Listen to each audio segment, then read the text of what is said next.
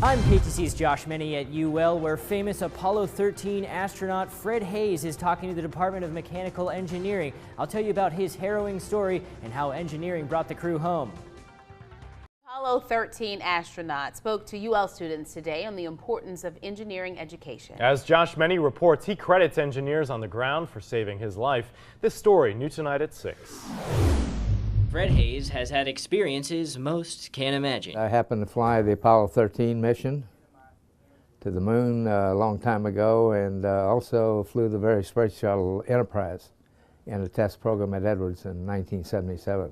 Engineers is what made all that happen. Haise isn't coy when discussing the importance of engineering to space flight. Well, engineering is important for anything. You wouldn't have a camera there without engineering. Haise is sharing his experience of the Apollo 13 mission to UL students. For one fine arts student, seeing Haise in person holds personal significance.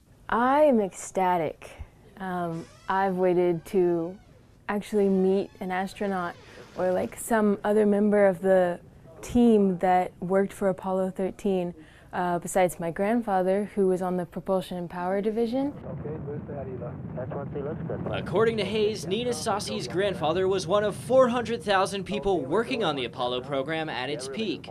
Most of them worked in science, technology, and mechanical engineering and were on the ground during Apollo 13. Haise says they were the true heroes. And it turned out, as I suspected, a lot of people on the ground got less sleep on the ground than I got in flight, working some of this. A mechanical error on the space module unfortunately stopped Haise from being the 6th person to land on the moon. But it took a technological and engineering feat to get the 3-man crew back to Earth. We were in deep trouble, and in a situation that had never been envisioned.